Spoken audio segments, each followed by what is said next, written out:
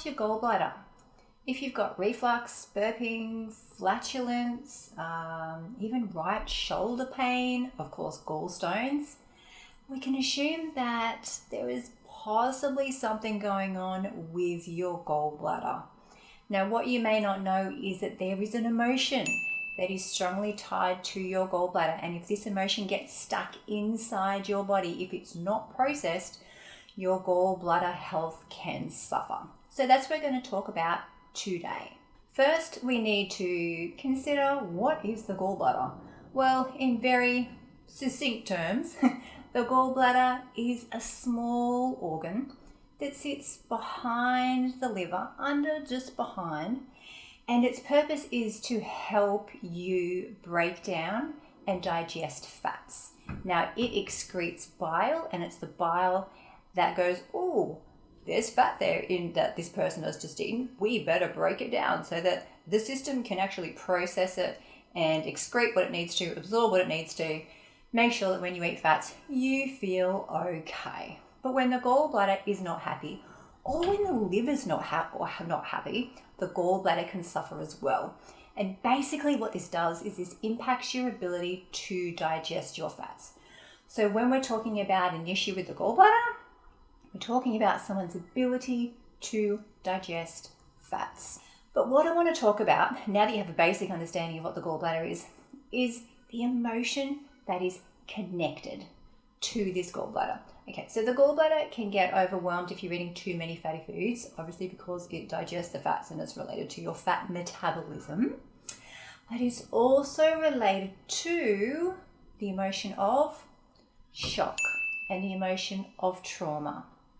Okay, so if someone experiences a big shock in their life, a big traumatic event, what I've noticed in my 20 years of practice, as well as there's plenty of other studies that have looked at this as well, is that that emotion seems to impact the body, because you might be able to hear the thunder out there, which is very appropriate.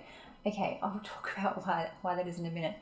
Because the energy of shock and the situation of having a traumatic event, it often creates an element of bitterness in the body, because it's like, oh, why did I have to deal with that? Why was that? Oh, why was that in my world? And it can be like something that's difficult to overcome. And when you find something is difficult to overcome, and when you think back on it and you've still got that feeling in your body, often, if it's been a shocking or traumatic event, it's the bitterness, okay? The emotion of bitterness gets stored in the body. Now, bitterness we have found very clearly in traditional Chinese medicine. Bitterness gets stuck in the gallbladder, okay?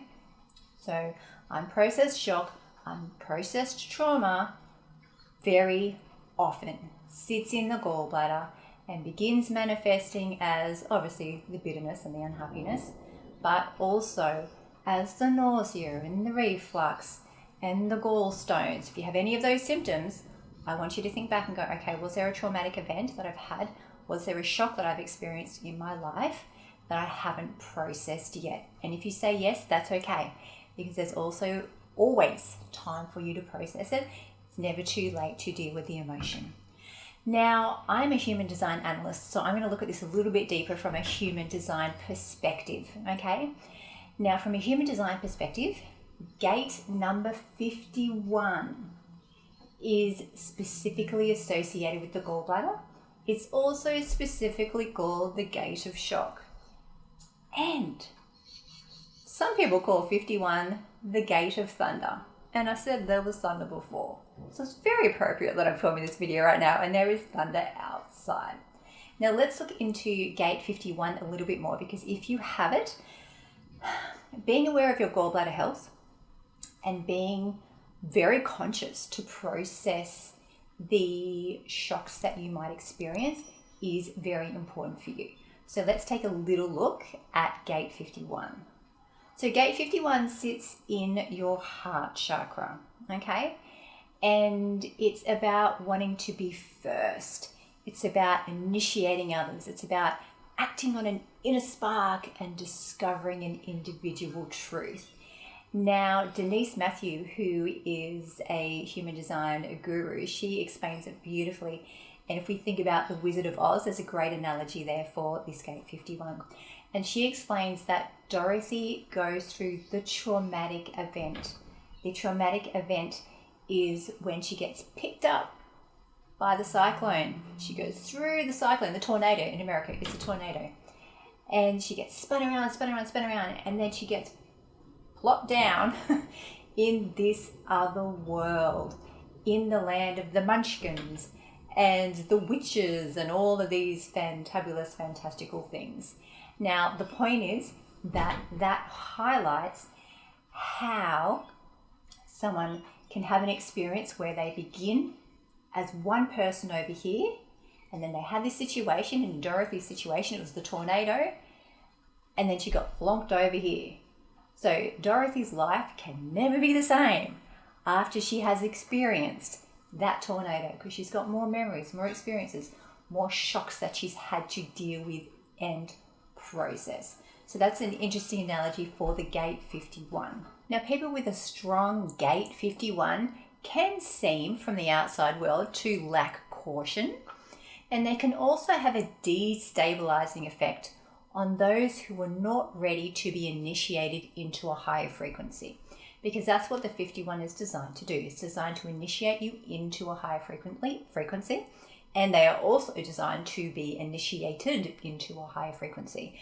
But if you're not ready for that, or it comes in a way that is totally unexpected and seems like, I'm going to say, a rude shock, well, then of course that is destabilizing and uncomfortable.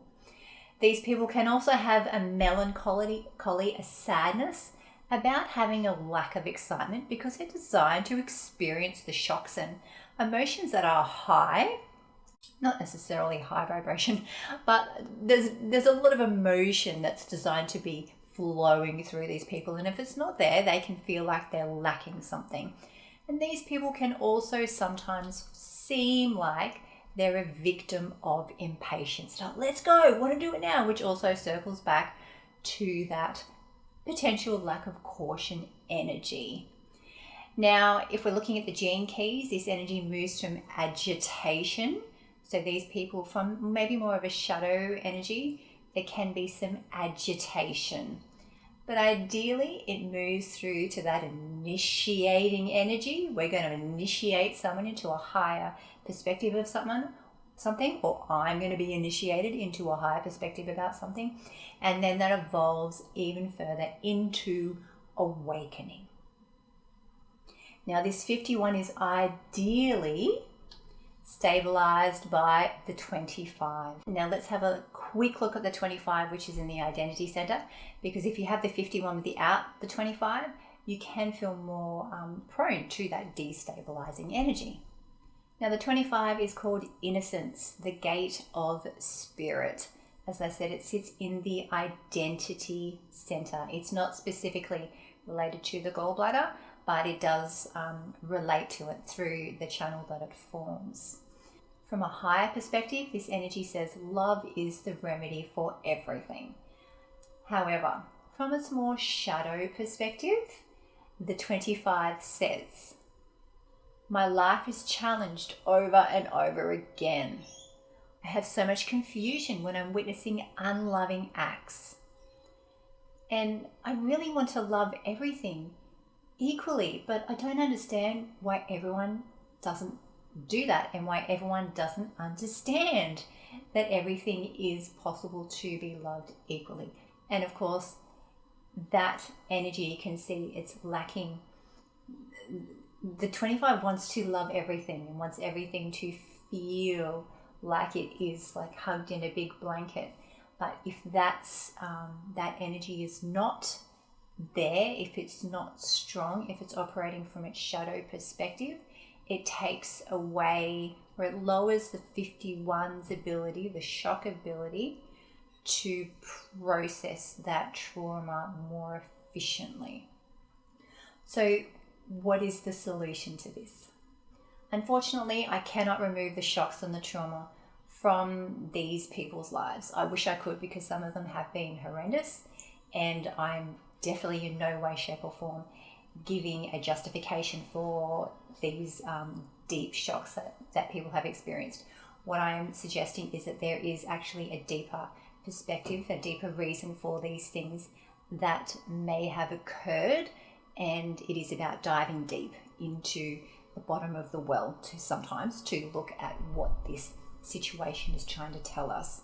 But if you are trying to support your gallbladder, or if you have some unprocessed traumas, some unprocessed shocks that you know need to be looked at and worked upon, the first thing to do is consider, do you need counselling? Do you need to go to talk to someone? If you do, that's perfectly fine. Please do that. I urge you to find someone who resonates with you and start the process of releasing the bitterness and the shock that may be stored in your body. I also highly, highly recommend sound frequency healing. Now, this is where you listen to certain frequencies that impact your body. They harmonize with your body, and they work in certain areas to help clear things that are stuck there, so that your cells can start becoming more rejuvenated and allowing the well-being energy into the area that has been stuck. Now, the two frequencies that are best, in my opinion, for gallbladder issues is 528 hertz, because that's specifically related to the heart. It's the pure tone. It's a very stabilizing energy in the body, basically, for anything. And the other one is, which I wrote down, it's the 639. That's also associated with the heart area. And coupled with the 528, you may want to alternate between each day, between the 528 and the 639. They're both going to help to bring more of a sense of self-love into your being, into your awareness, help you accept that self-love, because self-love is the answer in this situation. It's diving through the murkiness that has been there to realize I am still worthy of that love, regardless of the shocks that have been occurring. Okay? So you've got counseling, you've got sound therapy, you've got sound healing. I also strongly recommend flower essences.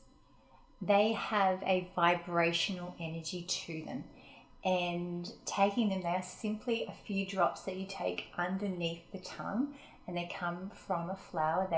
They embody the essence of specific flowers, and they help to recognize where that stuck energy is in the body, specifically the ones I'm going to tell you, stuck energy in the gallbladder, and it helps to clear them out. So the three that I prefer are Daggerhakia, Southern Cross, and Slender Rice Flower. They all work on forgiveness and self-love to varying degrees. They are something that I have used for a very long time, flower essences I mean, and they really have changed my world. Each time I use them, I feel like I go through the process of releasing something, sometimes more overtly than others, but I always come out the other side feeling like I have evolved into a new person in some way, and like I have released something. Now, these things that I'm talking about, they sound a bit woo-woo and they sound very out there, but the energy of shock is something that needs to be released. If you want to improve the health of your gallbladder, and if you want to start digesting your food better, if you want to digest the situations in your life better, you need to digest the emotional issues that are up here more efficiently. You need to find a way to do that. And I empathize with you, and I trust that you will find the best way for you to do that. Now, I have at least 4 people in my life, very close people, who have had their gallbladder removed, and they have all had very deep shocks in their life that they don't want to talk about, and they all have either the 51 or the 25. This is a very significant placement. So I want to leave you with the thought, with the awareness that if you do have some gallbladder issues going on, that's okay. It's best not to judge yourself for that, considering everything I've just spoken about. Simply become aware that there may be some shock in your gallbladder and set the intention that you are going to release it, and that finding the path of self-love is the first step towards healing how you feel about yourself, improving your well-being, and improving your gallbladder.